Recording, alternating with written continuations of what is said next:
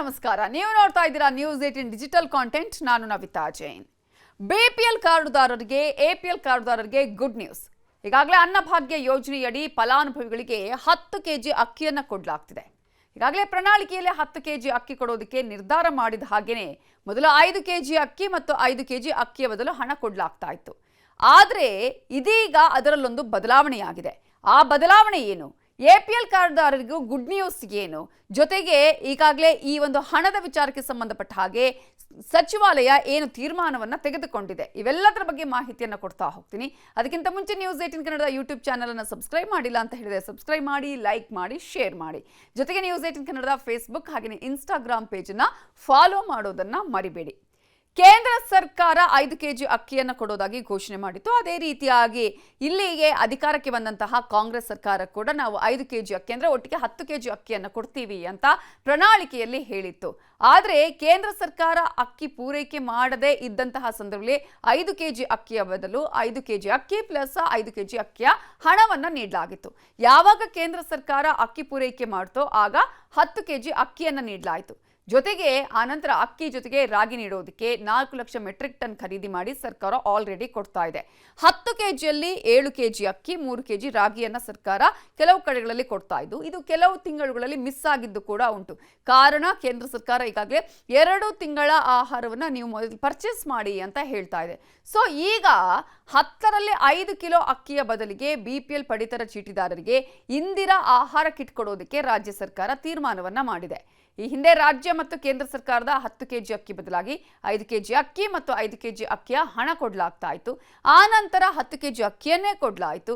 ಇದೀಗ ಸರ್ಕಾರ ಇದರಲ್ಲಿ ಮಾರ್ಪಾಡು ಮಾಡಿದ್ದು, ಅನ್ನಭಾಗ್ಯ ಯೋಜನೆಯಡಿ ಫಲಾನುಭವಿಗಳಿಗೆ ಕೊಡಲಾಗ್ತಾ ಇದ್ದ ಹೆಚ್ಚುವರಿ ಅಕ್ಕಿಯ ಬದಲಾಗಿ ಇನ್ನು ಮುಂದೆ ಅಗತ್ಯ ಸಾಮಗ್ರಿಗಳನ್ನು ಒಳಗೊಂಡಂತಹ ಇಂದಿರಾ ಆಹಾರ ಕಿಟ್ಟನ್ನು ಕೊಡಬೇಕು ಅನ್ನೋದು.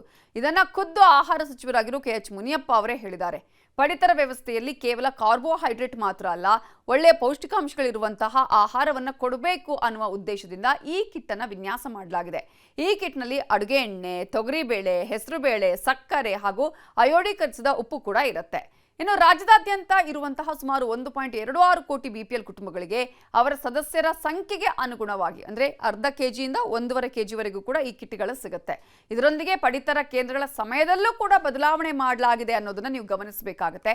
ಕಾರಣ ಸಾರ್ವಜನಿಕರ ಅನುಕೂಲಕ್ಕಾಗಿ ಇನ್ನು ಮುಂದೆ ಬೆಳಗ್ಗೆ 6 ಗಂಟೆಯಿಂದ ರಾತ್ರಿ 10 ಗಂಟೆವರೆಗೂ ಕೂಡ ಪಡಿತರ ಕೇಂದ್ರಗಳು ತೆರೆದಿರುತ್ತೆ ಅನ್ನೋದನ್ನ ಗಮನಿಸಬೇಕು. ಹಾಗಾದರೆ ಸಮಯ ವಿಸ್ತರಣೆಗೆ ಕಾರಣ ಏನು ಅಂತ ನೋಡೋದಾದ್ರೆ, ಜುಲೈ ತಿಂಗಳ NFSA ಮತ್ತು ಅನ್ನಭಾಗ್ಯ ಯೋಜನೆಯಡಿ ಪಡಿತರ ಹಂಚಿಕೆ ಪ್ರಕ್ರಿಯೆ ಪ್ರಗತಿಯಲ್ಲಿದ್ದು, ಭಾರತೀಯ ಆಹಾರ ನಿಗಮದಿಂದ OMSS ಅಕ್ಕಿಯ ಎತ್ತುವಳಿ ಪ್ರಕ್ರಿಯೆ ಕೂಡ ನಡೀತಾ ಇದೆ. ಸೊ ಪಡಿತರ ನ್ಯಾಯಬೆಲೆ ಅಂಗಡಿಗಳಿಗೆ ತಲುಪಿದ ಕೂಡಲೇ ಯಾವುದೇ ರೀತಿಯ ವಿಳಂಬ ಇಲ್ಲದೆ ಸಾರ್ವಜನಿಕರಿಗೆ ತಲುಪಬೇಕು. ಜುಲೈ ತಿಂಗಳ ಅಂತ್ಯದೊಳಗೆ ಎಲ್ಲಾ ಫಲಾನುಭವಿಗಳಿಗೆ ಪಡಿತರ ತಲುಪಿಸುವ ಗುರಿಯನ್ನ ಇಲಾಖೆ ಹೊಂದಿರೋದ್ರಿಂದ ಕೇವಲ ಅಕ್ಕಿ ಕೊಡೋ ಪೌಷ್ಟಿಕಾಂಶ ಆಹಾರವೂ ಸಿಗಬೇಕು ಅನ್ನುವಂತಹ ಉದ್ದೇಶದಿಂದ ಇಂದಿರಾ ಕಿಟ್ ಅನ್ನು ಕೂಡ ನೀಡಲಾಗುತ್ತೆ. ಜೊತೆಗೆ ಸಮಯದಲ್ಲಿ ಬದಲಾವಣೆಯನ್ನು ಕೂಡ ಮಾಡಲಾಗಿದೆ. ಸೊ ಈ ಹಿನ್ನೆಲೆಯಲ್ಲಿ ಈ ಒಂದು ಬದಲಾವಣೆ ಸಾರ್ವಜನಿಕರಿಗೆ ಯಾವುದೇ ರೀತಿಯಲ್ಲೂ ಸಮಸ್ಯೆ ಆಗಬಾರ್ದು ಅನ್ನುವ ಕಾರಣಕ್ಕಾಗಿ ಸಮಯದ ಬದಲಾವಣೆಯನ್ನು ಕೂಡ ಮಾಡಲಾಗಿದೆ. ಇಂದಿರಾ ಕಿಟ್ ಅನ್ನು ಕೂಡ ವಿತರಣೆ ಮಾಡುವಂತಹ ತೀರ್ಮಾನವನ್ನು ಕೈಗೊಳ್ಳಲಾಗಿದೆ. ನಿಮಗೆ ಮತ್ತೊಂದು ಬಿಗ್ ಅಪ್ಡೇಟ್ ಅಂತ ಹೇಳಿದ್ರೆ, ಯಾರು ಎಪಿಎಲ್ ಕಾರ್ಡ್ ಹೊಂದಿದಾರೋ ಅವರಿಗೂ ಕೂಡ ಒಂದು ಬಿಗ್ ಅಪ್ಡೇಟ್ ಇದೆ. ಜೊತೆಗೆ ಬಿಪಿಎಲ್ ಕಾರ್ಡ್ ಹೊಂದಿರೋರಿಗೂ ಕೂಡ ಒಂದು ಬಿಗ್ ಅಪ್ಡೇಟ್ ಅಂತ ಹೇಳಿದ್ರೆ, ಯಾರು ಅರ್ಹ ಬಿಪಿಎಲ್ ಕಾರ್ಡ್ ಹೊಂದಿದಾರೋ ಅವರಿಗೆ ಆ ಬಿಪಿಎಲ್ ಕಾರ್ಡ್ ರದ್ದಾಗಲ್ಲ ಅನ್ನೋದು.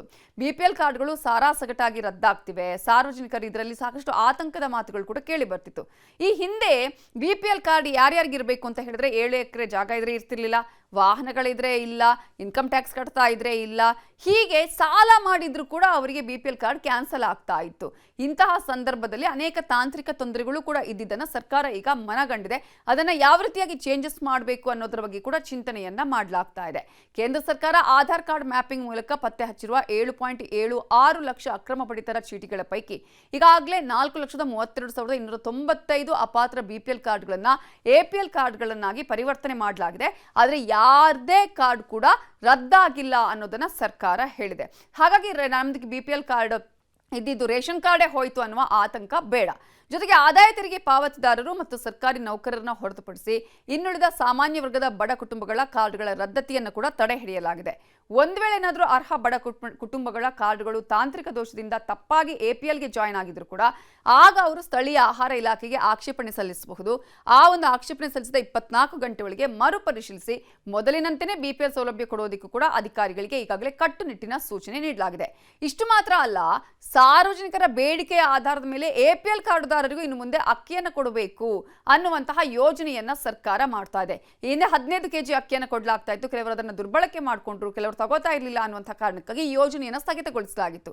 ಇದೀಗ ಬಿಪಿಎಲ್ ನಿಂದ ಎಪಿಎಲ್ಗೆ ವರ್ಗಾವಣೆಯಾಗಿರುವ ಕುಟುಂಬಗಳು ಸೇರಿದಂತೆ ಸಾಮಾನ್ಯ ಎಪಿಎಲ್ ಕಾರ್ಡುದಾರರಿಂದಲೂ ಕೂಡ ಅಕ್ಕಿಗಾಗಿ ಇಲಾಖೆಗೆ ಸಾರ್ವಜನಿಕ ವಲಯದಲ್ಲಿ ಒಂದು ದೊಡ್ಡ ಡಿಮ್ಯಾಂಡೇ ಬಂದಿದೆ. ಹಾಗಾಗಿ ಆ ಮನವಿಗಳು ಬಂದ್ರೆ ಎಪಿಎಲ್ ಕಾರ್ಡುದಾರರಿಗೂ ನಾವು ಮರಳಿ ಅಕ್ಕಿಯನ್ನ ಕೊಡ್ತೇವೆ, ಆ ನಿಟ್ಟಿನಲ್ಲಿ ಸೂಕ್ತ ತೀರ್ಮಾನವನ್ನು ಕೈಗೊಳ್ತೇವೆ ಅಂತ ಈಗಾಗಲೇ ಆಹಾರ ಸಚಿವರು ಹೇಳಿದ್ದಾರೆ.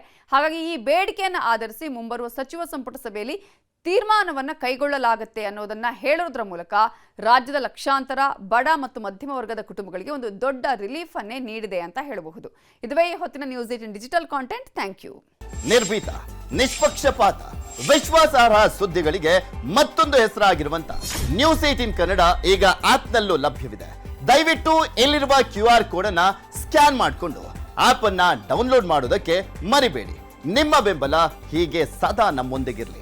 ಧನ್ಯವಾದ.